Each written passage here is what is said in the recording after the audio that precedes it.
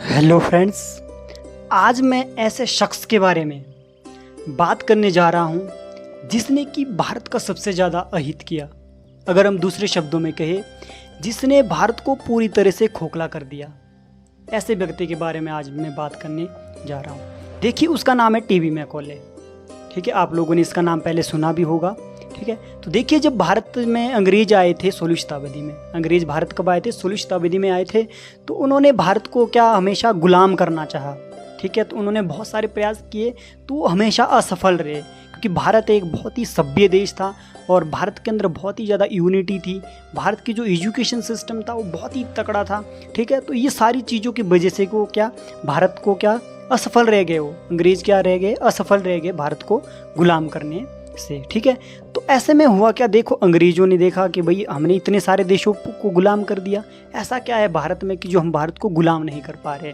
ठीक है, तो ऐसे में इंग्लैंड में, ठीक है, इंग्लैंड में पार्लियामेंट में एक कॉन्फ्रेंस की गई। ठीक है, तो उसमें एक व्यक्ति को चुना गया जो कि बहुत ही शातिर व्यक्ति था। उसको चुना गया कि भाई तुम जाओ, तुम भारत जाओ और भारत का सर्वे करो कि भारत में ऐसा क्या है जिसकी कि हम उसको गुलाम नहीं बना पा रहे, ऐसी क्या चीज़ है भारत में। तो ऐसे में टीबी मैकॉले को चुना गया। टीबी मैकॉले 1831 में क्या भारत आया, तो उसने पूरे भारत का भ्रमण किया, पूरे भारत में वो घूमा फिर उसने पूरे भारत की संस्कृति, भारत के ग्रंथ, भारत के वेद, सारी मतलब हर चीज़ उसने भारत के बारे में स्टडी की। और वो फिर 1835 में वो फिर इंग्लैंड गया। तो इंग्लैंड में कॉन्फ्रेंस हुई थी 1835 में। तो उसमें उसने बताया कि भाई देखो, भारत को हम गुलाम नहीं कर सकते, ये नामुमकिन है, हम भारत को कभी भी गुलाम नहीं कर सकते।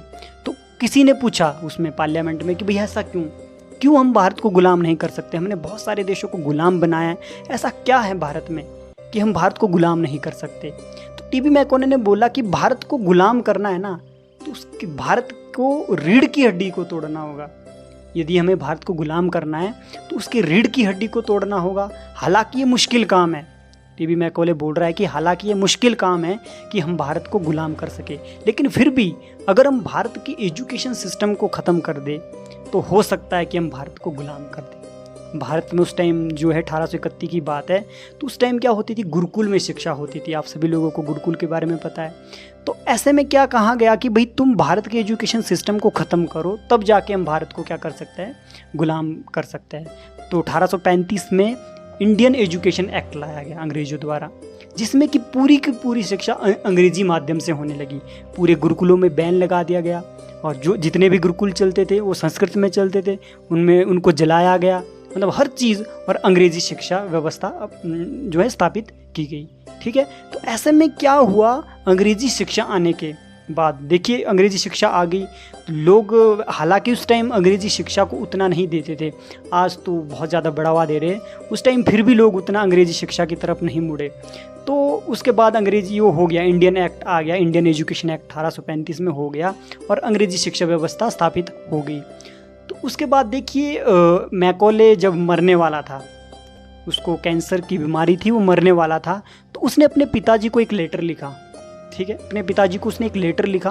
तो जब उस लेटर को मतलब मैंने उस लेटर को पढ़ा ना, तो मेरा तो दिमाग हिल गया। उस लेटर में उसने अपने पिताजी को लिखा कि पिताजी, मैंने भारत में ऐसी शिक्षा व्यवस्था बना ली है कि जहाँ पर जितने भी भारत के जो लोग हैं, अगर उस एजुकेशन सिस्टम में पढ़ते हैं, उस एजुकेशन को पढ़ते हैं, तो माइंड से क्या हो गए, वो अंग्रेज हो गए। खाली शरीर से वो भारतीय दिखेंगे, ठीक है, शरीर से वो लगेगा कि भारतीय है, लेकिन जो दिमाग से वो अंग्रेज हो जाएगी। तो उसकी बात ये आज सत्य नज़र आ रही है। आज अगर हम देखें तो क्या है, भारत में हर चीज़ अंग्रेजियत आ गई है, हर चीज़। आप देखिए, हमारा खान पान अंग्रेजी हो गया, हमारी पहनावा क्या हो गया, अंग्रेजी हो गया। ठीक है, और कल्चर तो पूछो मत, कल्चर तो इतना वल्गैरिटी आ गई है कि हम टीवी को अपने, अगर हमें टीवी देखना हो ना तो हम अपनी फैमिली के साथ नहीं देख सकते, इतनी वल्गैरिटी आ गई है इसमें। सोशल मीडिया आपको पता ही है क्या क्या छाया हुआ है। ये चीज़ उसकी आज सत्य हुई। उसने उस टाइम बोला था 1835 में, उसने बोला था कि भाई मैंने भारत में ऐसा बीज बो दिया है जिससे कि माइंड से क्या हो गए, सारे अंग्रेज पैदा हो गए भारत में, खाली दिखने में लगेगा कि वो हाँ ये तो भारतीय है। ये चीज़ उसने बोली थी। और सबसे बड़ी बात उसने बोली थी कि भाई मैंने उनका जो है इतनी बेकार एजुकेशन उनको दिया हुआ है, इतना बेकार एजुकेशन सिस्टम दिया हुआ है कि वो अपने माँ बाप को ही गालियाँ देंगे, अपने कल्चर को कोसेंगे, अपने माँ बाप को ही वो अनादर करेगी। कैसे? हम क्या बोलते हैं अंग्रेजी में? पापा को क्या बोलते हैं? पिताजी को हम क्या बोलते हैं अपने इसमें? डैड। डैड मीन्स मारा हुआ। वैसे ही हम माता जी को क्या बोलते हैं? मॉम, यानी सड़ी हुई लाश। अगर मॉम की अगर एग्जैक्ट वर्ड की बात करें तो सड़ी हुई लाश, ये चीज़ उन्होंने स्थापित की। तो आज हम इस चीज़ को देख रहे हैं। तो ये एजुकेशन सिस्टम जो है इसमें कुछ चेंज होने चाहिए, इसमें जो है परिवर्तन होना चाहिए। आज देखो, आज हम पर्सनैलिटी कहाँ से आंकते हैं? अगर किसी व्यक्ति की पर्सनैलिटी का पता करना हो तो किससे आंकते हैं? हम देखते हैं कि उसको अंग्रेजी कितनी आती है, और हम अपनी भाषा को, हिंदी भाषा बोलने में शर्म महसूस करते हैं। ये हो गया है देश का हालत। हम अपनी भाषा, देखिए भाषा ना माँ होती है। भाषा क्या होती है? माँ होती है। और हम अपने माँ को बोलने से शर्मा रहे हैं।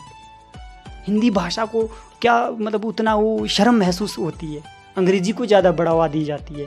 जिसकी अंग्रेजी अच्छी है और जिसने कोट पैंट पहना हुआ है, टाई लगाई है, उसकी पर्सनैलिटी सही है। ये चीज़ आ गई है। देखिए, अगर एजुकेशन सिस्टम नहीं बदला ना, ऐसे ही अंग्रेज पैदा होते रहेंगे।